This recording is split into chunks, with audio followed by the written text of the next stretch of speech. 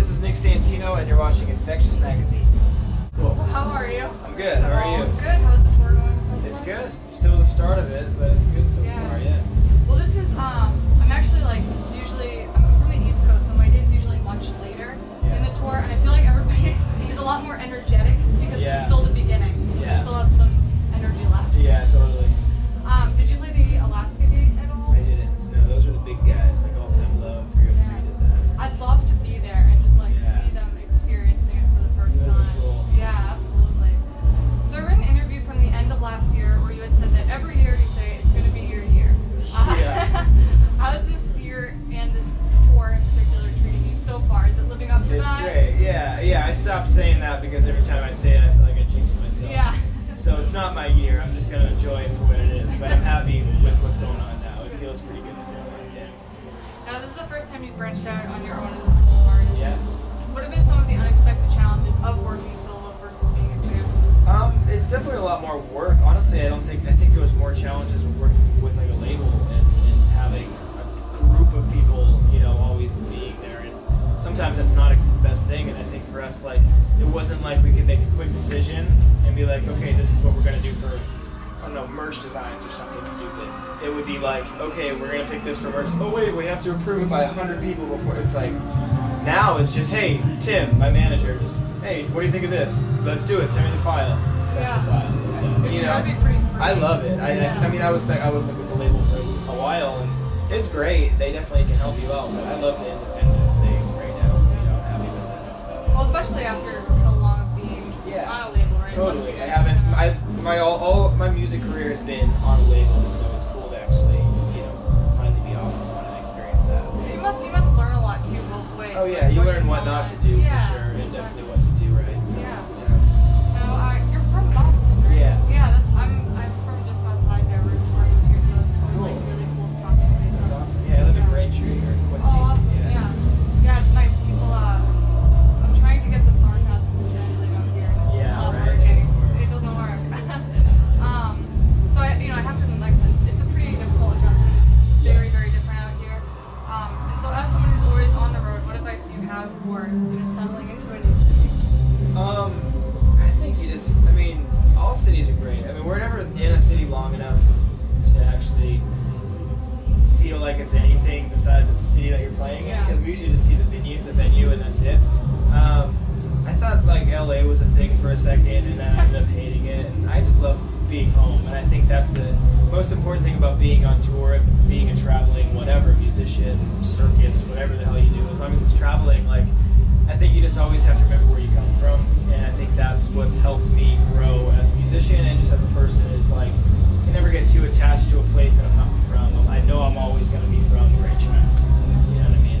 You always got to call home someplace. Yeah, exactly. Yeah, it's definitely given me a larger appreciation. Totally. Yeah, I love it for what it is, but then just be like, I'm a little boy from Braintree, I read an interview where you mentioned being nervous about your first solo tour, and that people would write you off as just a guy with a guitar, I remember you saying.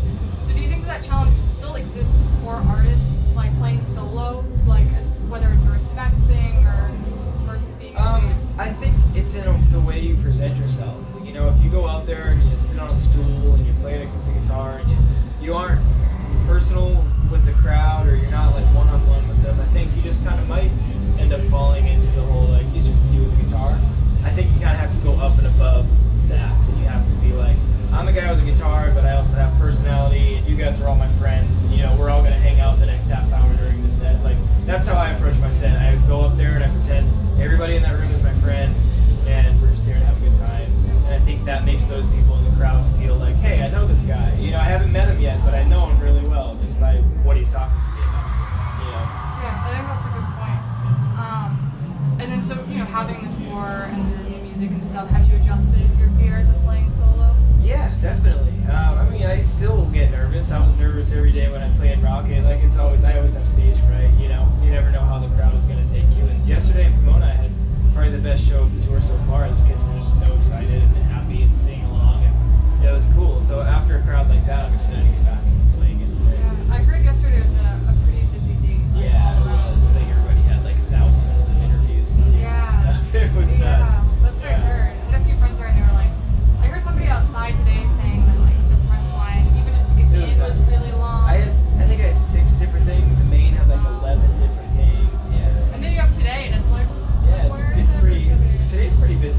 actually, one of the days I walked in, didn't see a single name on my list, and I was like, I guess I'm gonna go to lunch. Just Positive, going you get food. to eat, right? Yeah, exactly. You gotta plan your days around lunch and dinner here on board. That's what I hear. Yeah. You gotta stand. I stood in a line for an hour and a half today waiting for lunch. I hope it was good at least, like really good. Chicken strips and salad. Yeah. It beats not eating, Yeah, for sure. right. No, the catering's awesome on this tour. Yeah. What do you think the next big trend in this industry is in music? Man, I don't know. Music right now for me, if you listen to Top 40, isn't even music, but that's a different story. If you listen to like, your KISS stations and your big Top 40 stations, like it's all, there's not a single guitar or actual drum on there, and it bums me out being a musician that plays guitar and stuff, but it's music for somebody likes it, it's catchy enough to be on the radio.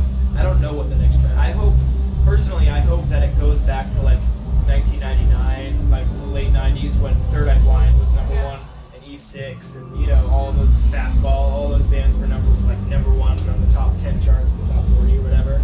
I kind of hope it goes back to that. I hope bands become the next cool trend. I hope so too. Yeah.